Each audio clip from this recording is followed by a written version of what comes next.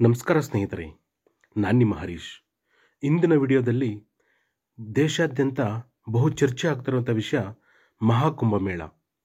ಈ ಮಹಾಕುಂಭಮೇಳ ಯಾಕಷ್ಟೊಂದು ವಿಶೇಷತೆ? ಈ ಕುಂಭಮೇಳದಲ್ಲಿ ಭಾಗವಹಿಸಲು ನಾಗಸಾಧುಗಳು ಎಲ್ಲಿಂದ ಬರ್ತಾರೆ? ಪ್ರಪಂಚನಾದ್ಯಂತ ಇರುವಂಥ ವಿದೇಶಿಗರು ಯಾಕೆ ಈ ಕುಂಭಮೇಳದಲ್ಲಿ ಭಾಗವಹಿಸ್ತಾ ಇದ್ದಾರೆ? ನಿಜವಾಗ್ಲೂ ಈ ಕುಂಭಮೇಳದಲ್ಲಿ ಅಮೃತ ಸ್ನಾನ ಮಾಡಿದರೆ ಪಾಪ ನಶಿಸಿ ಹೋಗುತ್ತದಾ ಅಥವಾ ಮೋಕ್ಷ ಸಿಗುತ್ತದಾ ಅನ್ನೋ ಅಂಶಗಳ ಜೊತೆಗೆ ಈ ಕುಂಭಮೇಳದ ಬಗ್ಗೆ ಹಿಂದೂ ಪುರಾಣಗಳಲ್ಲಿ ಯಾವ ರೀತಿಯಾಗಿ ಉಲ್ಲೇಖ ಆಗಿದೆ ಎಲ್ಲ ಅಂಶಗಳನ್ನು ಈ ವಿಡಿಯೋದಲ್ಲಿ ನೋಡೋಣ. ತಪ್ಪದೆ ವಿಡಿಯೋ ಪೂರ್ತಿಯಾಗಿ ನೋಡಿ. ಮೊದಲಿಗೆ ಕುಂಭಮೇಳದ ಮೂಲ ನಾವು ನೋಡೋದಾದರೆ, ಕುಂಭಮೇಳದ ಮೂಲವು ಹಿಂದೂ ಪುರಾಣಗಳಲ್ಲಿ ವಿಶೇಷವಾಗಿ ಸಮುದ್ರ ಮಂಥನ ಅಥವಾ ಸಮುದ್ರ ಮಂಥನದ ಕಥೆಯಲ್ಲಿದೆ. ದೇವತೆಗಳು ಮತ್ತು ಅಸುರರು ಅಂದರೆ ರಾಕ್ಷಸರ ಅಮೃತವನ್ನು ಪಡೆಯುವ ಪ್ರಯತ್ನದಲ್ಲಿ ಹೇಗೆ ಸೇರಿಕೊಂಡರು ಎಂಬುದನ್ನು ಪ್ರಾಚೀನ ಗ್ರಂಥಗಳು ವಿವರಿಸುತ್ತವೆ.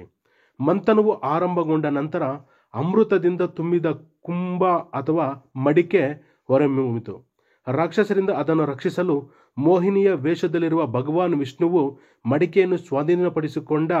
ಈ ರೀತಿ ವಶಪಡಿಸಿಕೊಂಡು ಕೊಂಡೊಯ್ಯುತ್ತಿದ್ದಾಗ ಈ ಪ್ರಯಾಣದ ಸಮಯದಲ್ಲಿ ಅಮೃತದ ಹಲವಾರು ಹನಿಗಳು ಬಿದ್ದ 4 ಸ್ಥಳಗಳೇ ಇಂದಿನ ಪ್ರಯಾಗರಾಜ್, ಹರಿದ್ವಾರ, ಉಜ್ಜಯಿನಿ ಮತ್ತು ನಾಸಿಕ್ ಕ್ಷೇತ್ರಗಳಾಗಿವೆ. ಈ ಸ್ಥಳಗಳು ಪವಿತ್ರ ಸ್ಥಳಗಳಾಗಿ ಪೂಜಿಸಲ್ಪಡುತ್ತವೆ. ಅಲ್ಲಿ ಕುಂಭಮೇಳವನ್ನು ಆಯೋಜಿಸಲಾಗುತ್ತದೆ.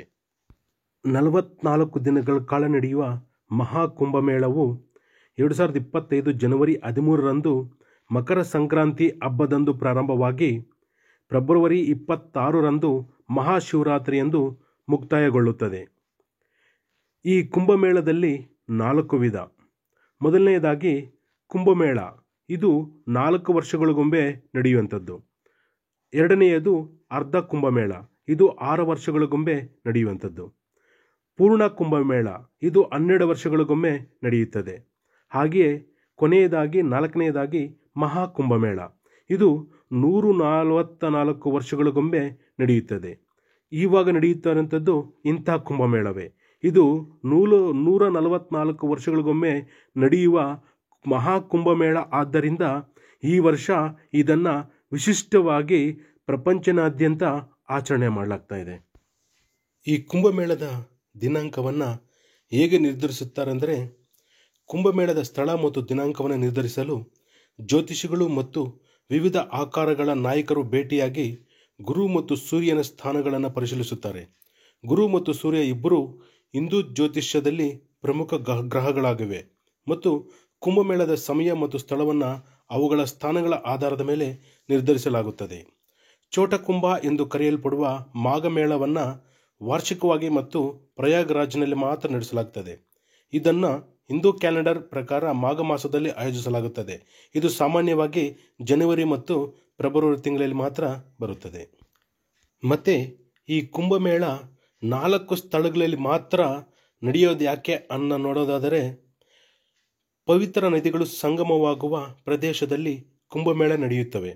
ಹರಿದ್ವಾರ ಉತ್ತರಾಖಂಡ ಗಂಗಾ ನದಿಯ ದಡದಲ್ಲಿ, ಉಜ್ಜಯಿನಿ ಮಧ್ಯಪ್ರದೇಶ ಶಿಪ್ರಾದ ದಡದಲ್ಲಿ, ಮಹಾರಾಷ್ಟ್ರ ನಾಸಿಕ್ ಗೋದಾವರಿ ನದಿ ದಡದಲ್ಲಿ, ಉತ್ತರ ಪ್ರದೇಶ ಪ್ರಯಾಗ್ರಾಜ್ನಲ್ಲಿ ಗಂಗಾ ಯಮುನಾ ಮತ್ತು ಅದೃಶ್ಯ ಸರಸ್ವತಿಯ ಸಂಗಮದಲ್ಲಿ ಕುಂಭಮೇಳಗಳು ನಡೆಯುವುದು ವಾಡಿಕೆಯಾಗಿದೆ. ಈಗ ನಡೆಯುತ್ತಿರುವಂಥ ಕುಂಭಮೇಳ ಐತಿಹಾಸಿಕ ಕುಂಭಮೇಳ. ಇದು ಪ್ರಯಾಗ್ರಾಜ್ ನಗರದಲ್ಲಿ ನಡೀತಾ ಇದ್ದು 144 ವರ್ಷಗಳ ನಂತರ ನಡೆಯುತ್ತಿರುವಂಥ ಅತ್ಯಂತ ಅಪರೂಪದ ಕುಂಭಮೇಳ ಇದಾಗಿದ್ದು, ಈ ಕಾರಣದಿಂದ ಇದನ್ನು ಮಹಾಕುಂಭಮೇಳ ಎಂದು ಕರೆಯಲಾಗ್ತದೆ. ಜೊತೆಗೆ ಈ ವರ್ಷ ಇದರಲ್ಲಿ ಅಮೃತ ಸ್ನಾನ ಮಾಡುವವರ ಸಂಖ್ಯೆ ಸುಮಾರು 45 ಕೋಟಿ ಭಕ್ತಾದಿಗಳನ್ನು ದಾಟುತ್ತೆ ಎನ್ನುವ ಅಂದಾಜನ್ನು ಕೂಡ ಮಾಡಲಾಗಿದೆ. 144 ವರ್ಷಗಳಿಗೊಮ್ಮೆ ಮಹಾಕುಂಭಮೇಳ ನಡೆಯುತ್ತದೆ. ಇಂಥ ಅಪರೂಪದ ಘಟನೆ ಈಗ ನಡೆಯುತ್ತಿದ್ದು, ಇದು ಹೆಚ್ಚು ಮಹತ್ವವಿದ್ದು ಜನರು ಮಹಾಕುಂಭದ ಸಮಯದಲ್ಲಿ ಸ್ನಾನಕ್ಕೆ ಹೆಚ್ಚು ಪ್ರಾಮುಖ್ಯತೆಯನ್ನು ನೀಡುತ್ತಾರೆ. ಕುಂಭಮೇಳದ ಸಮಯದಲ್ಲಿ ಆನೆಗಳು, ಕುದುರೆಗಳು ಮತ್ತು ರಥಗಳು ಒಳಗೊಂಡ ಪೇಶ್ವಾಯಿ ಎಂದು ಕರೆಯಲ್ಪಡುವ ಅಖಾಡಗಳ ಸಾಂಪ್ರದಾಯಿಕ ಮೆರವಣಿಗೆ ನಡೆಯುತ್ತದೆ. ಶಾಹಿ ಸ್ನಾನ ಸಮಯದಲ್ಲಿ ನಾಗಸಾಧುಗಳ ಹೊಳೆಯುವ ಕತ್ತಿಗಳು ಮತ್ತು ಆಚರಣೆಗಳು ಮತ್ತು ಕುಂಭಮೇಳಕ್ಕೆ ಹಾಜರಾಗಲು ಲಕ್ಷಾಂತರ ಯಾತ್ರಿಕರನ್ನು ಆಕರ್ಷಿಸುವ ಅನೇಕ ಇತರ ಸಾಂಸ್ಕೃತಿಕ ಚಟುವಟಿಕೆಗಳಿಗೂ ಸೇರಿದಂತೆ ಹಲವಾರು ಸಮಾರಂಭಗಳು ಇಲ್ಲಿ ನಡೆಯುತ್ತವೆ. ಈ ಕುಂಭಮೇಳಕ್ಕೆ ನಾಗಸಾಧುಗಳು ಎಲ್ಲಿಂದ ಬರುತ್ತಾರೆ ಎನ್ನುವುದನ್ನು ನೋಡೋದಾದರೆ, ಕುಂಭಮೇಳದಲ್ಲಿ ಹೆಚ್ಚು ಕಂಡುಬರುವವರು ನಾಗಸಾಧುಗಳು. ಮೈತುಂಬ ವಿಭೂತಿ ಬಳಿದುಕೊಂಡು ಶಿವನ ಜಪ ಮಾಡುವ ನಾಗಸಾಧುಗಳ ಬಗ್ಗೆ ಹಲವರಿಗೆ ಕುತೂಹಲವಿರುತ್ತದೆ. ಮಹಾಕುಂಭಮೇಳದ ಸಮಯದಲ್ಲಿ ಲಕ್ಷಾಂತರ ನಾಗಸಾಧುಗಳು ಕಣ್ಣಿಗೆ ಬೀಳುತ್ತಾರೆ. ಅಲ್ಲಿಯವರೆಗೆ ಎಲ್ಲೂ ಕಾಣಿಸದ ಅವರು ಈ ಸಮಯದಲ್ಲಿ ಇದ್ದಕ್ಕಿದ್ದಂತೆ ಎಲ್ಲೆಡೆ ಕಂಡುಬರುತ್ತಾರೆ. ಕಾಶಿ, ಪ್ರಯಾಗ್ರಾಜ್ ಬಳಿ ಸಾವಿರ ಸಂಖ್ಯೆಯಲ್ಲಿ ನಾವು ನಾಗಸಾಧುಗಳನ್ನು ಕಾಣಬಹುದು.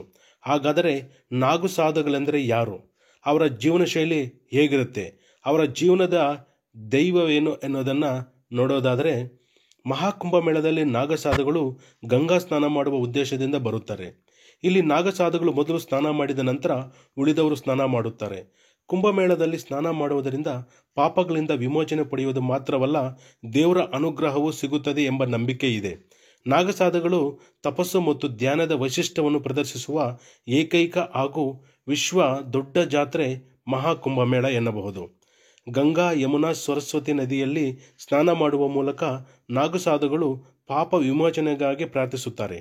ಪ್ರಯಾಗ್ರಾಜ್, ನಾಸಿಕ್, ಉಜ್ಜಯಿನಿ ಹಾಗೂ ಹರಿದ್ವಾರ ಈ 4 ಕಡೆಗಳಲ್ಲಿ ಕುಂಭಮೇಳ ನಡೆಯುತ್ತದೆ. ಈ ಎಲ್ಲ ಸ್ಥಳಗಳಲ್ಲೂ ನಾವು ನಾಗಸಾಧುಗಳನ್ನು ಕಾಣಬಹುದು. ಈ ಕುಂಭಮೇಳವನ್ನು ನನ್ನದೇ ಭಾಷೆಯಲ್ಲಿ ಹೇಳಬೇಕಾದರೆ ನ ಭೂತೋ ನ ಭವಿಷ್ಯತ್ ಅನ್ನಬಹುದು. ಯಾಕೆಂತಂದರೆ ಇದು 144 ವರ್ಷಗಳಿಗೊಮ್ಮೆ ಬರುವ ಮಹಾಕುಂಭಮೇಳ ಆದ್ದರಿಂದ ಈ ಹಿಂದೆ ಕುಂಭಮೇಳ ಆದಾಗ ನಾವು ಹುಟ್ಟಿರಲಿಲ್ಲ, ಮುಂದಿನ ಕುಂಭಮೇಳದವರೆಗೂ ನಾವು ಬದುಕಿರಲ್ಲ. ಹಾಗಾಗಿ ಅವಕಾಶ ಸಿಕ್ಕರೆ ಇದೇ ಜನ್ಮದಲ್ಲೇ ಈಗ ನಡೆಯುವಂಥ ಕುಂಭಮೇಳಕ್ಕೆ ಒಂದು ಸಾರಿ ಭೇಟಿ ಮಾಡಿ ಅಲ್ಲಿನ ಅಮೃತ ಸ್ನಾನವನ್ನು ಮಾಡಿ ಪಾಪ ವಿಮೋಚನೆಯನ್ನು ಮಾಡಿಕೊಳ್ಳಿ ಅಂತ ಹೇಳುತ್ತಾ, ಈ ಹಿಂದೆ ತಾವ್ಯಾರಾದರೂ ಯಾವುದಾದ್ರೂ ಕುಂಭಮೇಳದಲ್ಲಿ ಭಾಗವಹಿಸಿದರೆ ತಮ್ಮ ಅನುಭವವನ್ನು ಕಮೆಂಟ್ ಮುಖಾಂತರ ತಿಳಿಸಿ. ವಿಡಿಯೋ ನೋಡಿದ್ದಕ್ಕಾಗಿ ಧನ್ಯವಾದಗಳು.